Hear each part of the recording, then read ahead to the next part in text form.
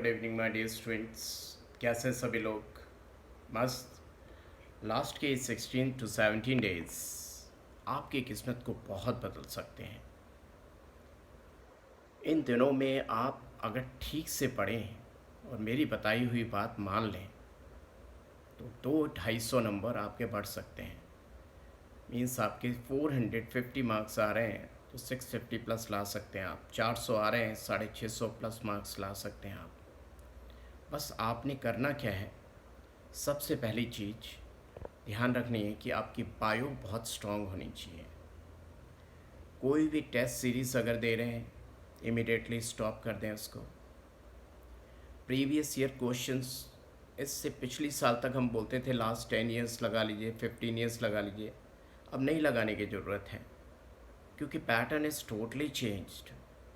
बच्चे लगे हुए हैं 15 साल के previous year, 10 years previous years. अरे ज़माना बदल गया है। Line to line it's going to come from NCERT. Why to waste time? कुछ करने की ज़रूरत नहीं है। Previous year question test series बंद।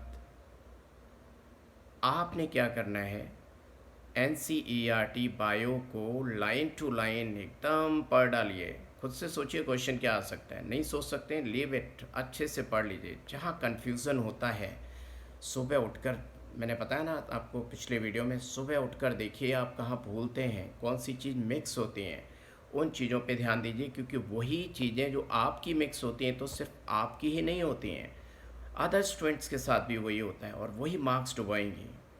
और जहाँ भी कन्फ्यूज़न आया आपका टाइम जाएगा, क्वेश्चन तो गलत होगा ही होगा, टाइम भी जाएगा। और वहाँ टाइम जाने का मतलब आगे केमिस्ट्री और फिजिक्स के लिए टाइम कम बचेगा। That is the major problem with you अगर आप ध्यान से NCERT को नहीं पढ़ेंगे। And totally it's going to come from NCERT only. बाहर से कुछ नहीं आना है इस साल। एक तो कोरोना, इतनी बड़ी चीज़, फ्लड, ये सब चीज़ों ने बताया है कि पेपर तो कैसा भी बनाइए। I am not saying easy tough. ये बात बहुत लोग बोलते हैं कि ईजी आएगा टफ आएगा। मैंने एक बार बोला कि NCERT से आएगा, बच्चा कहेगा गुरुजी ये तो टफ हो गया। अब देखिए यही है कि NCERT से आएगा, किसी के लिए वो टफ होगा, किसी के लिए इजी होगा। आपने NCERT को बहुत अच्छे से पढ़ा है तो इजी है, और आपने दुनिया भर की चीज़ें पढ़ रखी हैं लेकिन NCERT नहीं आती तो टफ हो जाएगा। Are you getting my point? क्या आप मेरी बात समझ पा रहे हैं? तो आप, कई बार ऐसा होता है आप इंटेलिजेंट तो बहुत हैं बट आपकी रैंक अच्छी नहीं आ रही, मार्क्स अच्छे नहीं आ रहे। उसका कारण क्या है? स्मार्ट स्टडी नहीं कर रहे हैं। Result oriented, marks oriented study करने की ज़रूरत है। इंटेलिजेंस ही, कोई बच्चा आपको दिख जाएगा MS चौहान, सोडियम अवस्थी, जाने कौन कौन सी बुक लगाए होगा, आप कहोगे ओह मैंने तो ये कोई भी नहीं लगाई। आप पता चला हीन भावना का शिकार। नहीं ऐसा करना है। वो इंटेलिजेंट आपसे बहुत होगा लेकिन रैंक नहीं आ पाएगी। वो खुद सोचता होगा कि I am that much intelligent. और मैं अपने, कई बार आपने सुना होगा कि बच्चा कहता है कि इसको तो मैंने पढ़ाया है ये कॉन्सेप्ट और मार्क्स इसके मुझसे ज़्यादा आते हैं। तो लोग सोचते हैं नहीं ऐसा नहीं पॉसिबल है, ये चीटिंग करता होगा। ऐसा कुछ भी नहीं है बच्चा लोग।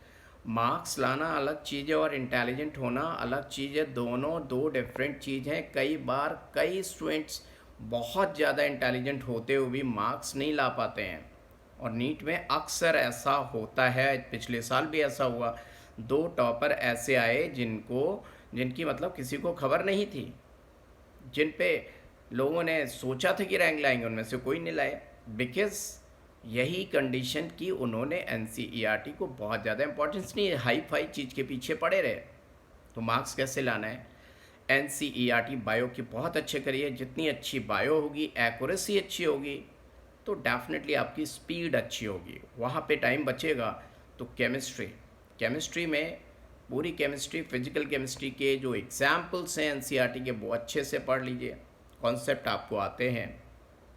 इनऑर्गेनिक केमिस्ट्री में रिएक्शन में रेडॉक्स लगाइए, हेलिंगम डायग्राम लगाइए, थर्मोडायनेमिक्स, और उनको ज़रा उसके हिसाब से भी आपने रटा हुआ हो सकता है उतना ज़्यादा काम नहीं है। ये एंगल से देखिए, मैंने वीडियोस भी बहुत अपलोड किए हैं। ऑर्गेनिक केमिस्ट्री में नेम रिएक्शन सबसे ज़्यादा इम्पॉर्टेंट है, वो करिए। नेम रिएक्शन के बाद सेकंड चीज़ है, बच्चा एसिडिक स्ट्रेंथ पे बहुत टाइम लगाता है। क्यों? टीचर ने बहुत पढ़ाया होता है, पहले बहुत ज़रूरत होती थी। आज की डेट में आपने टाइम लगाना है chemistry in everyday life. Purification of organic compounds, environmental chemistry, carbohydrate, amino acids, इनके स्ट्रक्चर देखिए। और फिजिक्स, फिजिक्स में जो बड़े बड़े न्यूमेरिकल्स बच्चा करता था उनको छोड़ दीजिए, जस्ट फॉर्मूला बेस्ड क्वेश्चंस आएंगे। इवन चैतन्य मित्तल, टीचर उसको कहते थे डेरिवेशन करो, नहीं करता था। टीचर बहुत गुस्सा होते थे कि रैंक चली जाएगी इसकी, बट वो नहीं माना, जिद्दी था, अपने हिसाब से चलता था। और आज तो उसने प्रूव कर दिया कि तब उसने ये बात की थी जब पेपर इजी नहीं आता था, टफ आता था। अब तो पेपर इजी आना है, तो आप लंबे लंबे डेरिवेशन के चक्कर में बिल्कुल भी ना पढ़ें, टू द पॉइंट पढ़ें। और एनसीईआरटी ज़रूर देखें कि एनसीईआरटी ने क्या कहा है। बच्चा अक्सर फिजिक्स में एनसीईआरटी नहीं करता। इवन इतना कहता हूँ, जो टॉपर्स हैं मेरे टच में हैं, इस बार उनकी रैंक टॉप 10 में आने वाली है, वो भी कई बार एनसीईआरटी को उतना सीरियसली नहीं ले पाते। जब मैं उनसे पूछता हूँ तो कुछ ना कुछ चीज़ें उनकी गायब होती हैं। उनको लगता है कि एनसीईआरटी आ गई, बट नहीं आई होती। फिर ढंग से पढ़ते हैं लेकिन मानते हैं बात को। मेरे कहने के बाद डेफिनेटली वो जाते हैं एनसीईआरटी को देखते हैं।